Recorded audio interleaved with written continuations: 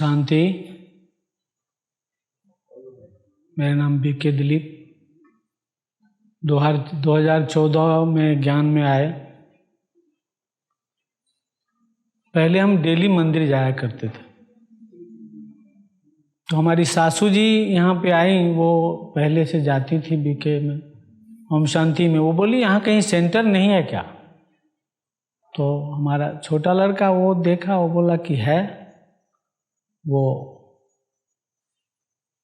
सासू जी को ले गया। फिर धीरे धीरे सब लोग हम एक एक करके आए ज्ञान में। लेकिन फिर भी हम मंदिर जाते थे, समझ में नहीं आया। लेकिन समझ में जब आया तो हमको ये समझ में आया कि मंदिर में जो हम जाते हैं वहाँ जितना हम जानते हैं उसी को दोहराते हैं, या अशांति ही कुछ रहता है। यहाँ आते हैं तो डेली डेली हमको कुछ अपने जीवन में सीखने का मौका मिलता है।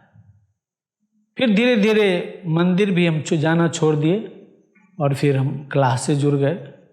और एक अनुभव हुआ कि पहले अनुभव कहते हैं, अनुभव इंसान को हल्का बनाता है।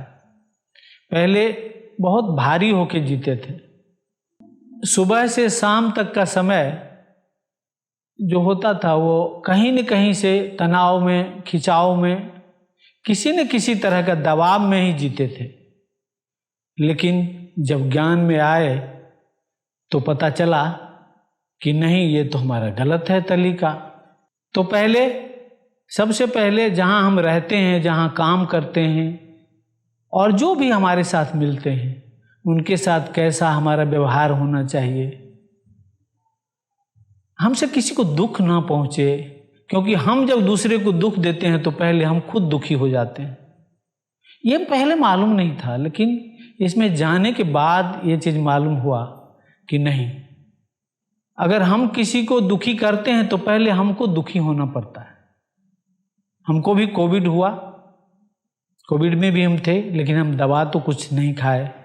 लेकिन एक शब्द को, क्योंकि बाबा कहते हैं कि जितनी कमी कमजोरी को दोहराओगे उतना कमज़ोर बनोगे, और जितना अच्छी अच्छी चीज़ों को दोहराओगे उतना ही शक्तिशाली बनोगे। हम हर समय एक ही चीज़ को दोहराते रहे, हम ठीक हैं, ठीक हो जाएंगे, निश्चय हो जाएंगे। कहीं भी थोड़ा भी डाउट का संस्कार नहीं था। और एक गौतम भाई का एक लिक्विड था, उसका हमने वो क्या कहते हैं भाप लगाया, लेकिन मेडिसिन हमने कुछ नहीं खाया। और एक निश्चय से और बाबा के मेडिटेशन से, शिवानी भवनी का एक मेडिटेशन का आया था कोविड में, उसको हम करते थे और इतनी सारी शक्तियाँ आती थी। वो अनुभव होता था हम बिल्कुल ठीक हो गए और ऐसे करके हम ठीक हो गए, कुछ भी नहीं हुआ। तो कहने का मतलब है कि एक स्वस्थ दिनचर्या को कैसे जिया जाए। जीवन जो है वही रहेगा, कर्म के अनुसार ही जीवन मिलता है। इसमें आके यही हमने सीखा कि जैसा हम कर्म करके आते हैं वैसे ही हमको अभी मिलता है, अभी के अनुसार नहीं मिलता है। लेकिन उसको हम कैसे अच्छा बना सकते हैं, ये आके ज्ञान हमको इसमें हुआ। कहते हैं एक अच्छा स्वस्थ दिनचर्या के लिए पहला चाहिए कौन चीज? Good feeling.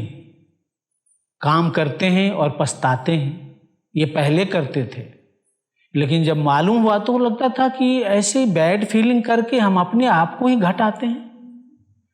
फिर क्या है, काम वही है। पहले क्या फीलिंग में आता था? बस में आते थे, कैसा नौकरी करते हैं, सुबह जाओ इतनी रात में आओ, बच्चे लोग को टाइम नहीं देते हैं, यही कोई दिनचर्या है, बेकार है, ऐसा सोचते थे। ऐसे फीलिंग दूसरे को शेयर नहीं किया जाता है, अंदर अंदर चलता है। लेकिन जब मालूम हुआ तो उसको हमने गुड फीलिंग में, बाबा के अनुसार दिनचर्या कैसे स्वस्थ करना चाहिए, गुड फीलिंग को हमने उसमें जोड़ा। नहीं, जैसा नौकरी होता है वैसा टाइम देना पड़ता है, आज का दिन अच्छा बिताए, जिसके लिए जितना फर्ज निभाना चाहिए सब निभा के जा रहा हूँ, आज का दिन बहुत अच्छा बीता। ऐसी फीलिंग हमारी एनर्जी को सेव करने लगा। नहीं, हम अपने आप को जो कमजोर होते, काम वही करते थे और उस पर बैड फीलिंग कर करके पछताते थे, ये खत्म हो गया। कितना एनर्जी सेव होने लगा, काम वही था, टाइम वही था, सब कुछ वही था। इसके बाद एक सोच भी एक बहुत ही हाई क्लास का होने से, काम जैसा भी हो, भारी हो, मुश्किल हो, जैसा भी हो, लेकिन क्लास एक सोच भी एक हाई क्लास का होने से हमको एनर्जेटिक बनाता है वो। जैसे कहते हैं कि एक बाबा का घर का निर्माण हो रहा है और 3 मजदूर काम कर रहे हैं और तीनों का एक ही तरह का काम है मजदूरी का, लेकिन तीनों से अलग अलग इंटरव्यू लिया। तो पहले से पूछा आपका कैसा चल रहा है, वो बताया क्या बताएं, पत्थर कुटते कुटते दिन जा रहा है। दूसरा से पूछा आपका कैसा चल रहा है, तो कह रहे ठीक ठाक चल रहा है। लेकिन तीसरा उसी को बता रहा है बहुत आनंद आ रहा है भाई, भगवान का घर निर्माण कर रहे हैं, इससे बड़ा कौन सा काम होगा। तो ये एक जो हमारा सोच होता है हायर साइड का, वो जैसे हम जो भी काम करते हैं उसमें को बुलंदी पे ला देते हैं और कहीं भी उसको मतलब थकान नहीं महसूस होता है हायर साइड का सोच रखने से। और तीसरी चीज है पॉजिटिवनेस भी इंसान को बहुत ही शक्तियों से भरता है। काम ऐसे ही जो भी जैसा आना होगा आएगा, लेकिन उसको हम अगर पॉजिटिव से ही जोड़ते हैं तो हमको बहुत शक्ति देता है। एक भाई आए थे मधुबन से, उन्होंने कहा था, मुझे याद है कि पॉजिटिव निगेटिव में क्या अंतर है। बोले कि देखिए पॉजिटिव का जो किसी भी चीज़ का एक वेव होता है, पॉजिटिव का जो वेव होता है वो बहुत स्लो होता है। उसमें क्या होता है कि हमारा बुद्धि टिकता है और हम अपने लिए जो भी डिसीजन लेते हैं सोच समझ कर लेते हैं।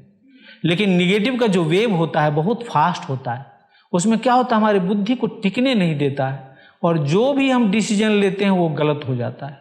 जैसे हम जब गुस्से में होते हैं तो क्या होता है कि हमारा वेव निगेटिव का बहुत फास्ट है, तो हमारा बुद्धि टिकता नहीं है और क्या से क्या बोल जाते हैं। लेकिन हम 10 मिनट रुक करके अगर बोलें तो क्या होता है कि बुद्धि मतलब वेव थोड़ा घटा, बुद्धि थोड़ा काम किया और फिर हम उसको संभल कर बोलते हैं नहीं। इसीलिए पॉजिटिव को अपनाना नहीं, और जीवन में एक्सेप्टेंस, जो बाबा बोले ड्रामा है हू बहू रिपीट हो रहा है, जिसको एक्सेप्टेंस है।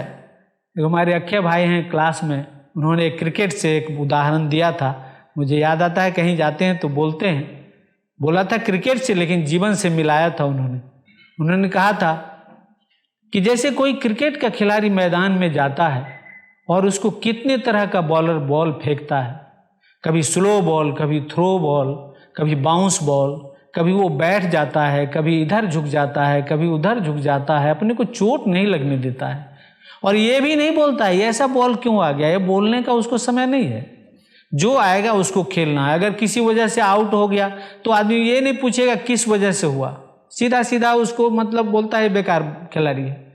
लेकिन जो अपने को बचते बचाते हुए क्रीज पर डट कर अच्छा से अच्छा रन बनाता है उसी को बोलते हैं सही बैट्समैन।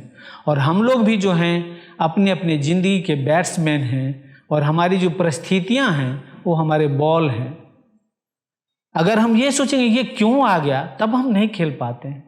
ये आया है हमारे हिस्से का है, इसीलिए आया है, हमारा ही कहीं कुछ किया हुआ होगा वही मेरे पास रिटर्न आया है, ऐसा सोच कर खेलते हैं तो हम हर खेल को खेल सकते हैं। जिसको कि बाबा बोलते हैं नहीं निश्चय हुआ कि हमारे हिस्से का है, डाउट का संस्कार नहीं हुआ तो हमारा हिस्सा का है, तो फिर हमको भारी लगेगा नहीं, बट नेचुरल है।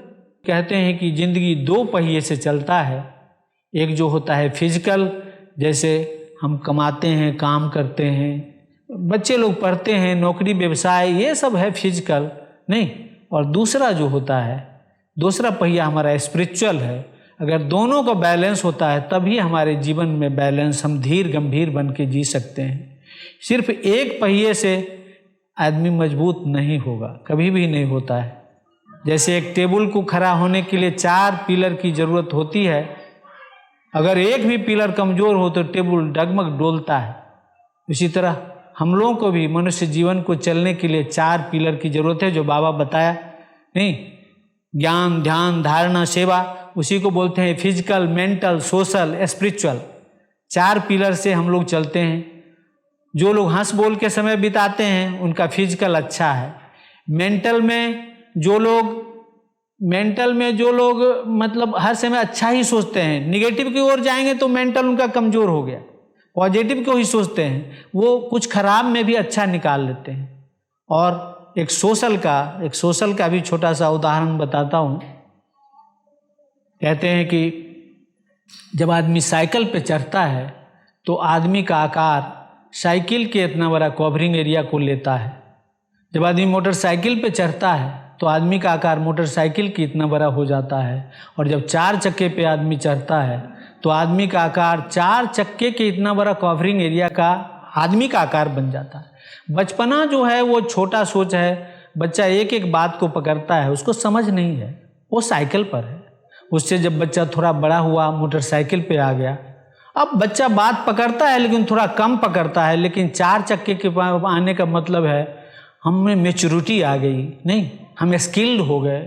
तो जिन बातों में कुछ रिजल्ट निकल रहा हो, लाभ हानि की बात हो, मान अपमान की बात हो, वहाँ पर हम बोलते हैं, नहीं तो कहते हैं छोड़ो ये बच्चा वाला बात है। लेकिन जो लोग 4 चक्के के गाड़ी पे चढ़ के और जगह लेते हैं छोटा, साइकिल वाला, मोटरसाइकिल वाला, वही गाड़ी कहीं न कहीं एक्सीडेंट होती है और कलह कलेश का जो है सो जरिया बनता है। नहीं, हम आजकल देखते हैं कि जहाँ तहाँ बहुत ज़्यादा ये छोटी छोटी, वही कारण वही है। हम जितने बड़े हो गए, जितनी हमें मैच्योरिटी आ गई, और अगर किस बात पर कितना हमको बोलना है, अगर ये हमारा हमको आ गया तो हमारा सोशल पिलर बहुत मजबूत हो जाएगा। और चौथा स्पिरिचुअल है पिलर। स्पिरिचुअल, पहले आत्मा के बारे में नहीं जानते थे, नहीं, पहले शरीर मानते थे। जिस दिन से आत्मा माने हैं, आत्मा से जब हम किसी को देखते हैं तो उसकी गलती नहीं दिखाई देती है, दया की भावना आती है। लेकिन शरीर से, शरीर में देह भान है, नहीं, एक एक बात लगती है, उसकी कमी कमजोरी को हम निकालते हैं। नहीं, बाबा हमको क्या कहते हैं, तुम शक्तिशाली बनो, तुम दूसरे को माफ़ करने लायक बनो। शक्तिशाली लोग माफ़ करते हैं, कमज़ोर लोग बदला लेते हैं। तो हम लोगों का जो ये 4 पिलर है, नहीं, थोड़ा बहुत आज जो भी आपके सामने में थोड़ा बहुत जो बोला, कहीं से सुना हुआ ही बोला हूँ, नहीं, कुछ तो जानता नहीं था पहले कितना भारी दिनचर्या बिताता था। नहीं, इसमें आने से थोड़ा हल्का होने का परिस्थितियाँ आएंगी, उसको आप नहीं हम रोक सकते हैं, वो तो आएंगी ही, लेकिन उसको कैसे पार करेंगे ये बाबा हर दिन सिखाते हैं। नहीं, हर दिन सिखाते हैं। कहते हैं, एक छोटी सी कहानी याद आ गई कि एक गरीब आदमी किसी सेठ को पैसा दिया था कि हमारा पैसा रख देना, ये जब हमारी लड़की की शादी होगा तो देना, जोड़ के देना, ज़्यादा पैसा होगा। लेकिन जब पैसा मांगने गया तो वो बोला कि तुम्हारा पैसा तो नहीं है।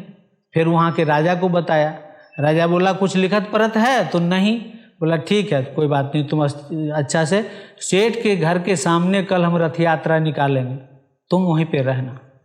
वो रहा सेठ के सामने में, उसको हाथी पे बिठा लिया। सेठ ने सोचा, अरे इसको तो राजा से बहुत, इसको मानता है, कहीं ये बोल देगा नहीं। वो शाम में आके उसको बोला, भाई राजा साहब को कुछ तो नहीं बोला है, नहीं, अपना पैसा ले लो। तो एक सेठ के साथ वो गरीब आदमी का कितना मान, उसका डूबा हुआ पैसा वापस हो गया। और जो दुनिया का मालिक है, जो दुनिया का सेठ है, उसके साथ जब हम रिश्ता जोड़ते हैं, नहीं, हमारे जितने भी विघ्न बाधा हैं वैसे ही सब खत्म हो जाता है। नहीं, ओम शांति।